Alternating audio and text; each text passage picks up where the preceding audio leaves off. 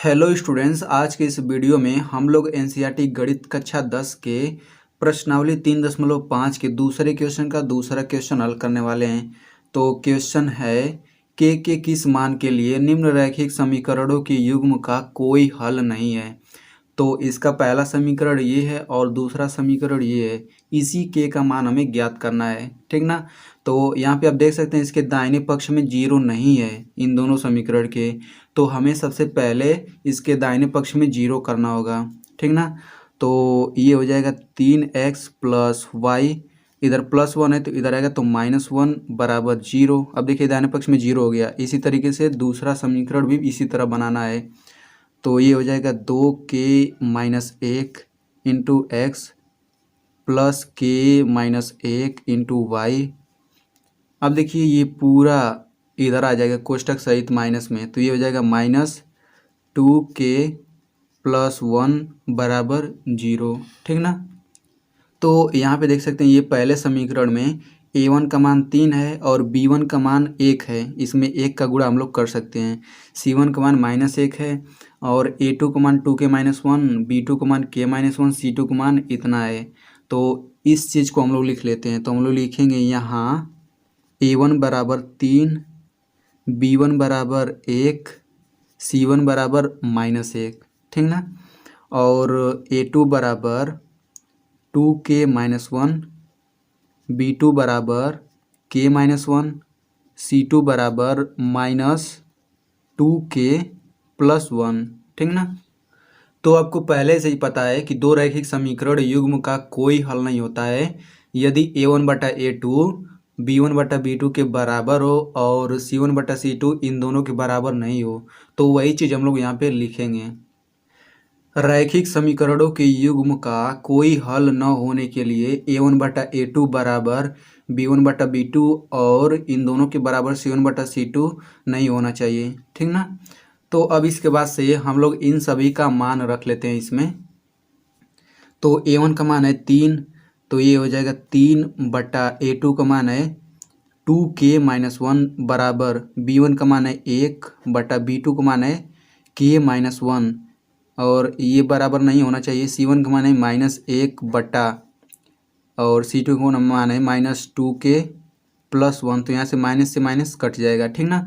तो यहाँ से देखिए हम लोग 3 समीकरण बना सकते हैं। या तो इन दोनों को लेकर के एक समीकरण बनेगा, इन दोनों को लेकर दूसरा समीकरण बनेगा और इन दोनों को लेकर के तीसरा समीकरण बनेगा। तो हम लोग तीनों मान ज्ञात करेंगे, ठीक ना। तो पहले हम लोग इन दोनों को आपस में बराबर करते हैं। तो ये हो जाएगा 3/2k-1 बराबर 1/k-1।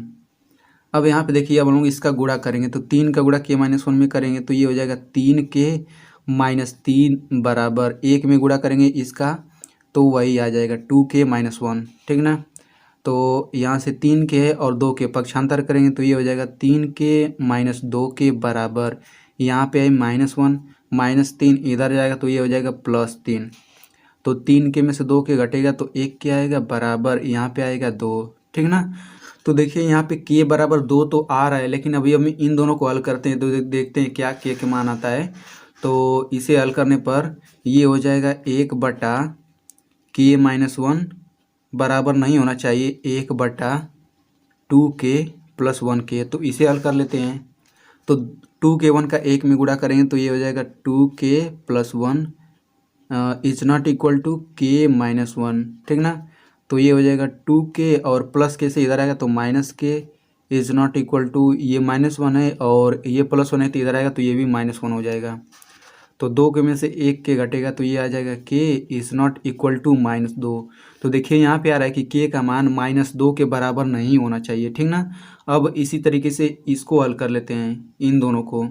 तो ये हो जाएगा 3/2k-1 बराबर नहीं होना चाहिए 1/2k + 1k, ठीक ना। तो 3 का गुणा इसमें कर दीजिए तो 3 दूना 6k और +3 इज नॉट इक्वल टू अब 1 में इसका गुणा करेंगे तो 2k-1 आ जाएगा, ठीक।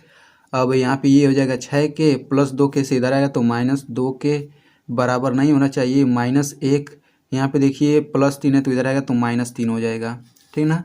तो 6 के में से 2 के घटेगा तो ये हो जाएगा 4k is not equal to -4, ठीक ना। तो यहाँ से k का मान हो जाएगा -4/4 और ये हो जाएगा k is not equal to -1। तो देखिए इन दोनों को हल करने पर आ रहा है कि k का मान -2 नहीं होना चाहिए और -1 नहीं होना चाहिए, और यहाँ पे आ रहा है k का मान 2 है, ठीक ना। तो आप लोग देख सकते हैं 2 जो है इन दोनों के बराबर नहीं है, 2 जो है -2 के बराबर नहीं है और न -1 के बराबर है, ठीक ना। तो हम लोग लिखेंगे चूँकि 2 इज़ नॉट इक्वल टू -2 और 2 इज़ नॉट इक्वल टू -1, ठीक ना। तो इसलिए k बराबर 2, ये हो जाएगा इसका आंसर। तो स्टूडेंट यदि आप ऐसे ही क्लास 10th के एनसीईआरटी मैथ को सरल तरीके से पढ़ना चाहते हैं तो आप मेरे चैनल को सब्सक्राइब कर सकते हैं, और सब्सक्राइब करने के बाद इस घंटे के निशान पे क्लिक करके ऑल पे क्लिक कर दीजिए।